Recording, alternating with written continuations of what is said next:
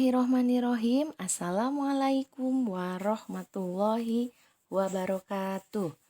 Sampurasun. Kumaha daramang sadayana?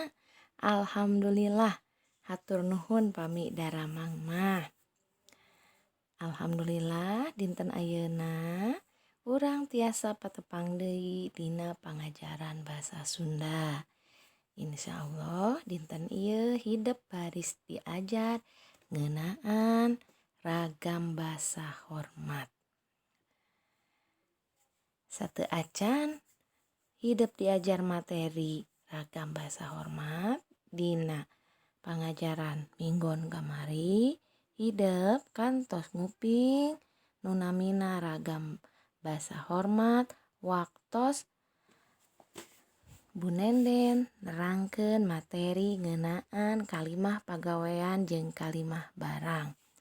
Di mana waktos hidep kedah ngerjakeun latihan di buku diajar basa Sunda kaca 52 di dinya aya parentah prakjieun kalimah pagawean tina kecap-kecap pagawean di handap make ragam basa hormat. Tah naon ari ragam basa hormat teh? Urang langsung wae diajar materi ngeunaan ragam basa hormat. Ragam basa hormat. Dina basa Sunda aya anu disebut ragam basa hormat. Tah, ragam basa hormat teh kaabus kana undak usuk basa. Kiwari atanapi ayeuna undak usuk basa Sunda teh tos digentos janten tata krama basa Sunda. Janten aya nu nyebat undak usuk basa, aya oge anu nyebatkeun tata krama basa Sunda. Tah, tata krama basa Sunda teh naon? Tata krama basa Sunda nyaeta aturan anu dijieun pikeun dijadikeun patokan atawa pedoman pami bahasa Indonesia nama dina ngagunakeun basa Sunda sacara merenah. Tah, dina undak usuk basa Sunda atanapi tata krama basa Sunda ya ragam basa aya nu disebutna ragam basa atanapi tingkatan basa. Nyaeta kungsi aya nepi ka 8 tingkatan. Genep tingkatan atawa nya ragam basana aya nu lemes. Jadi genep tingkatan nu lemes. Sareng 2 ragam basa loma atawa kasar. Tapi kiwari mah dina ragam basa Sunda teh nu aya ngan saukur 2 ragam basa. Nyaeta ragam basa hormat atawa lemes jeung ragam basa loma. Tah, dina tata krama basa Sunda emut aya 2 ragam basa. Nyaeta anu disebut ragam basa hormat atawa lemes jeung ragam basa loma. Nya atawa kasar. Tah, ragam basa hormat atawa lemes mah biasana digunakeun pikeun nyarita jeung anu saluhureun atawa jeung anu dipihormat. Sedengkeun ragam basa loma mah biasana digunakeun pikeun nyarita saperti jeung babaturan anu geus akrab atawa nu geus loma. Ya, biasana ieu nu jeung saentragan deui. Tah, eta nu namina ragam basa. Teh, ayeuna fungsi tata krama basa. Naon sih tata krama basa teh? Gunana tata krama basa Sunda maksudna nya dijieun teh pikeun urang silih hargaan jeung sasama. Tata krama basa Sunda dijieun lain pikeun supaya ngabeda-beda jalma atawa ngan saukur pikeun ngahargaan anu kasaluhureun atawa ngan saukur ngahormat ka atasan. Tapi pikeun urang silih hargaan jeung silih ajenan. Tata krama basa Sunda teh ngatur kumaha carana urang upama nyarita jeung sasama. Basa hormat tadi tong hilap umumna dipakena dina suasana resmi. nyarita jeung nu dipihormat oge nyarita nu jeung can wanoh atanapi can kenal.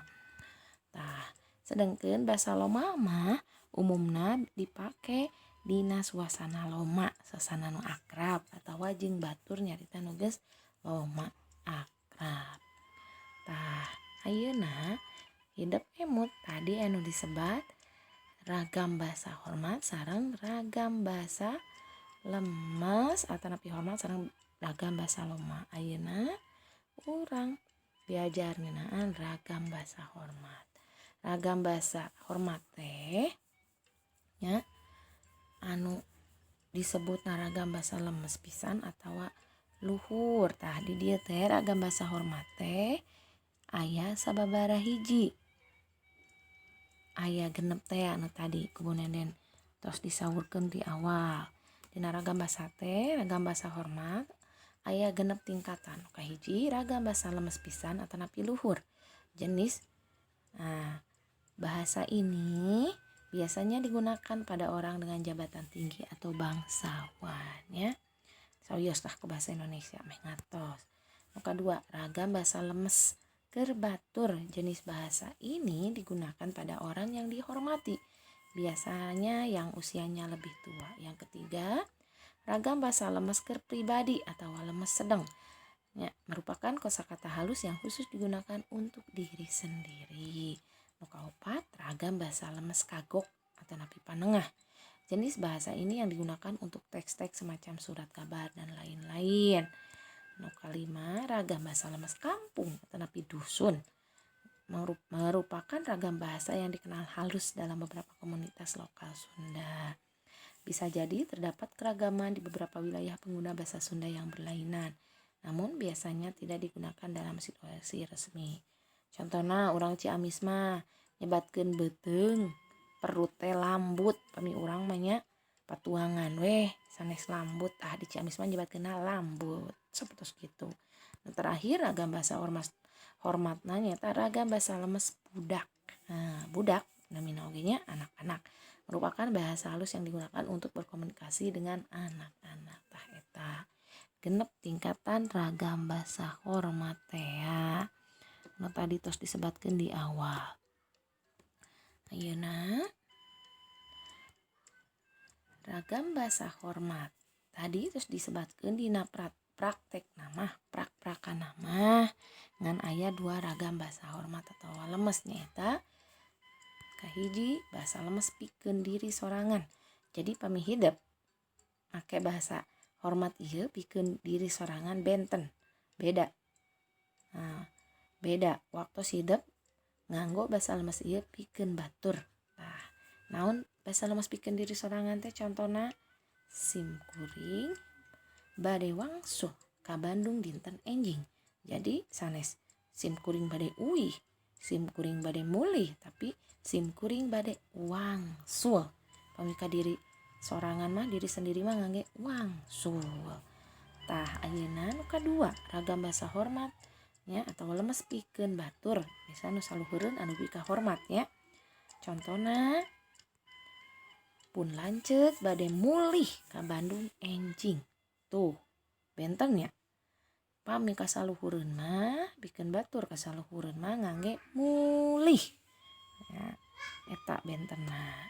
Tah ayeuna pek ku hideep ditenan ragam basa ieu di handap.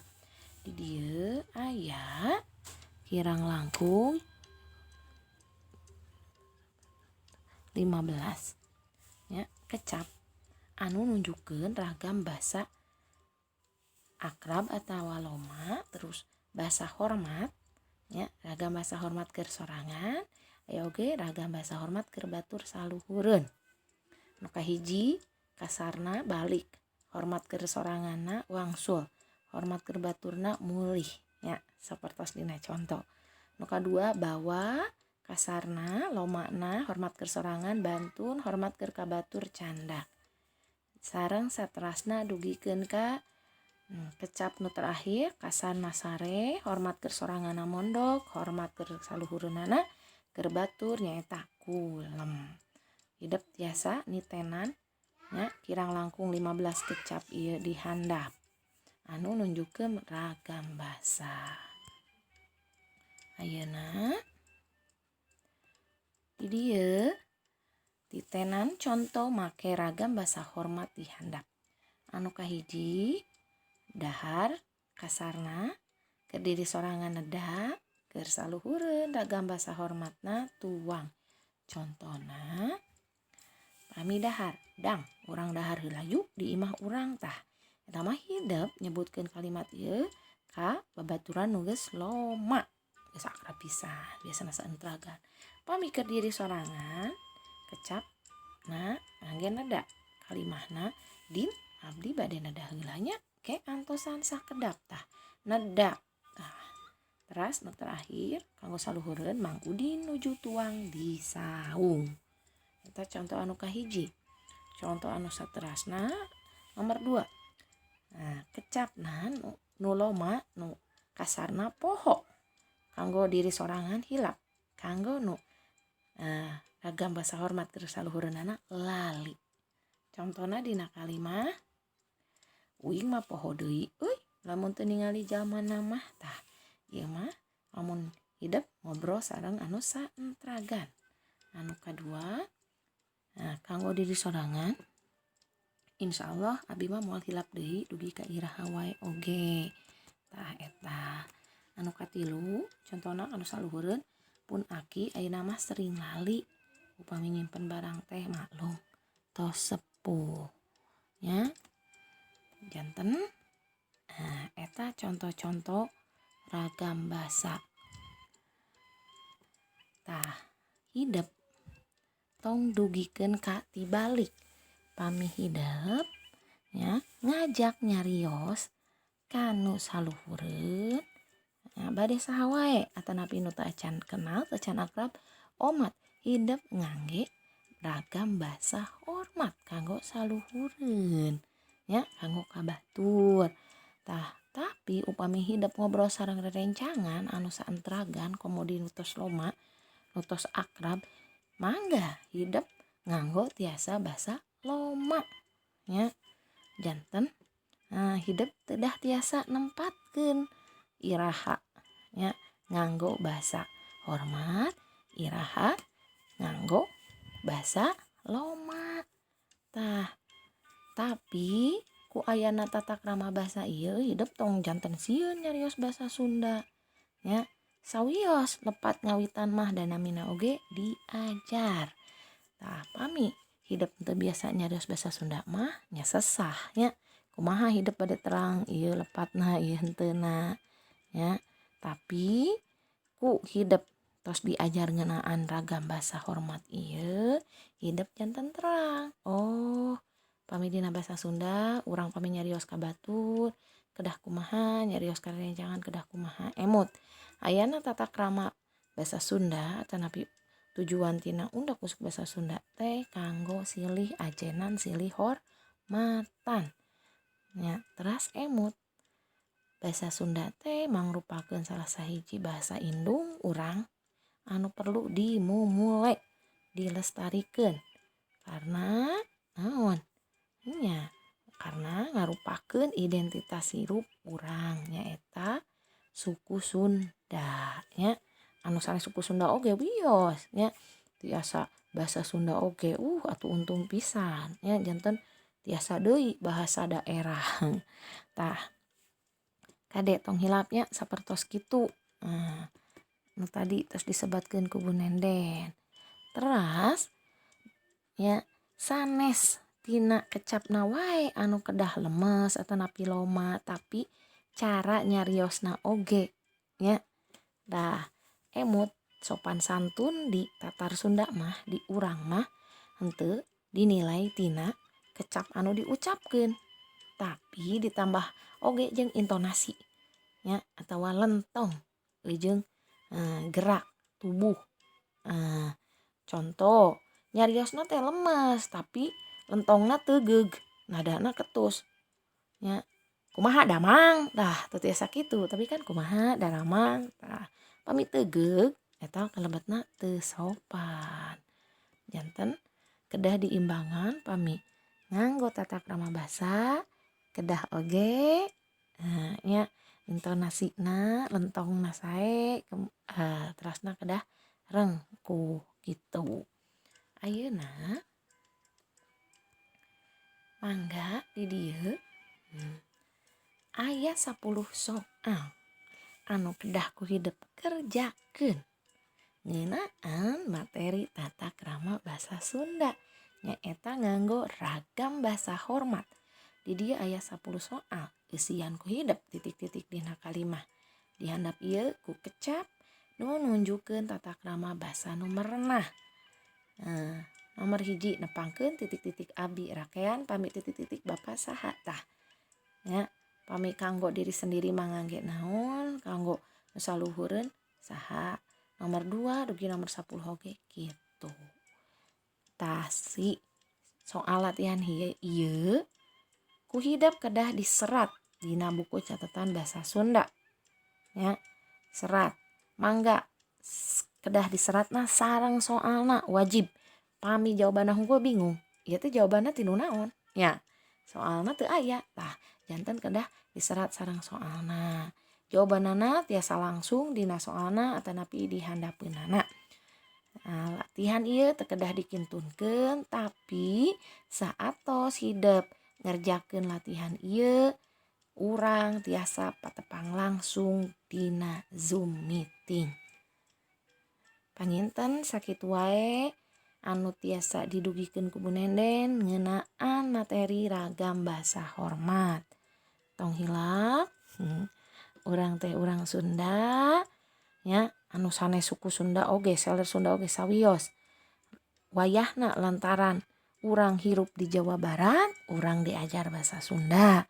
Komo deui anu urangna selerna asli Sunda, urang kedah tiasa ngamumule bahasa Sunda ku cara diajar bahasa Sunda salah sahijina lamun dina ngobrol ya paguneman nganggo tata krama basa komo deui nu kasaluhureun nganggo ragam basa hormat emut ya cek dina paribasa Sunda bahasa mah teu meuli jadi nyarios na kedah sopan karena naon nyarios sopan teh gratis jadi tong subscribe itu gratis hungkulnya tah nyarios mah gratis nyarios sopan gratis kurang teu kedah meser janten mudah-mudahan saatos hidup diajar ragam basa hormat ieu hidup tiasa sakedik-sakedik diajar nyarios ngangge ragam basa hormat ya komo deui kanu saluhureun pamisal rerencangan mah mangga bade ngangge ragam basa loma oge da eta mah rerencangan nya sakitu wae hatur nuhun kanggo perhatosanana ya hapunten ya pami aya nu lepat pamungkas wassalamualaikum warahmatullahi wabarakatuh.